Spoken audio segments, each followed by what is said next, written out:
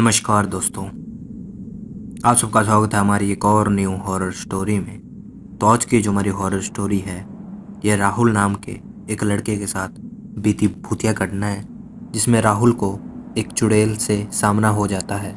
तो बिना time waste के इस वीडियो को लाइक और सब्सक्राइब ज़रूर से करो। तो चलिए इस वीडियो को स्टार्ट करते हैं।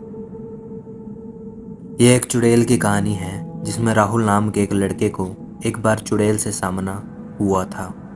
उस घटना को याद करके राहुल आज भी काफ़ी डर जाता है। एक दिन राहुल अपने घर के लिए कुछ ज़रूरी सामान लेने के लिए अपने बाइक से शहर जा रहा था। शहर पहुंचने के बाद काफ़ी देर तक वह सामान ढूंढता रहा, पर उसे पूरे बाज़ार में वो सामान कहीं नहीं मिला। परेशान होके वो इधर उधर घूमता रहा। शाम भी हो चुकी थी, उसे घर भी जाना था, इसलिए अंत में थक हार कर वो वापस अपने घर जाने का फैसला लिया।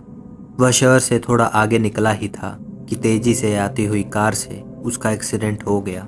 एक्सीडेंट में राहुल को ज़्यादा चोट नहीं लगी, बस उसके पैर में थोड़ी सी चोट लग गई थी, जिससे वहाँ से खून बह रहा था। रास्ता सुनसान होने के कारण कार वाला वहाँ से भाग गया। अब राहुल अकेला ही था।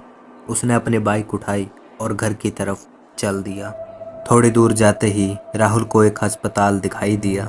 राहुल ने तुरंत अपनी बाइक रोकी और सोचा, पहले मैं अपने पैर में पट्टी बंधवा लेता हूँ ताकि खून निकलना बंद हो जाए।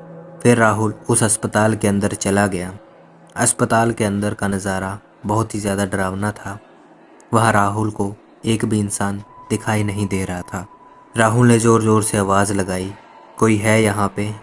मुझे अपना इलाज करवाना है।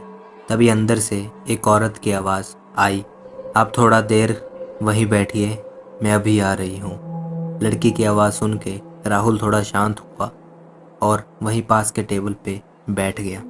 राहुल के बैठते ही वहाँ की लाइट बंद चालू होने लगी और किसी औरत के डरावने तरीके से हंसने की आवाज़ सुनाई देने लगी। राहुल थोड़ा घबराया, पर खुद को समझाते हुए बोला, ये शायद मैडम की आवाज़ होगी। फिर एकदम से ज़ोर से चीखने की आवाज़ आई। राहुल इतना सुनते ही एकदम से डर गया और टेबल से खड़ा होकर बाहर निकलने लगा। तभी वो मैडम राहुल के पास आ गई और उससे बोली, हाँ बताइए, आपको क्या इलाज करवाना है? मैडम को देख के राहुल के अंदर हिम्मत आई और उसने कहा, मैडम मेरा एक्सीडेंट हो गया था, मेरे पैरों से खून निकल रहा है, आप इसका इलाज कर दो। मैडम ने राहुल के घाव देखे और उसे अंदर ले गई। वो राहुल का इलाज करने के लिए राहुल के पैर से खून साफ कर रही थी और खून को देख के बहुत खुश हो रही थी। उसने राहुल के सामने खून को सूंघने लगी। राहुल को थोड़ा शक हुआ तो उसने कहा, मैडम आप ये क्या कर रहे हो? उस चुड़ैल ने राहुल को कोई जवाब नहीं दिया, बस डरावनी आवाज़ें में घुर्रा रही थी और खुश हो रही थी। राहुल एकदम से डर गया और अपना पैर वहाँ से हटा लिया। राहुल के ऐसा करते ही वो चुड़ैल एकदम से गुस्से में आ गई और अपना असली रूप दिखा दिया और राहुल से कहने लगी, मुझे तेरा खून पीना है, तू नहीं बचेगा अब। राहुल ने चुड़ैल का भयानक रूप देखा, सड़ी हुई उसकी चमड़ी, बड़े बड़े दांत। एकदम से राहुल डर के मारे बहुत ज़ोर से चिल्लाया और बेहोश हो गया।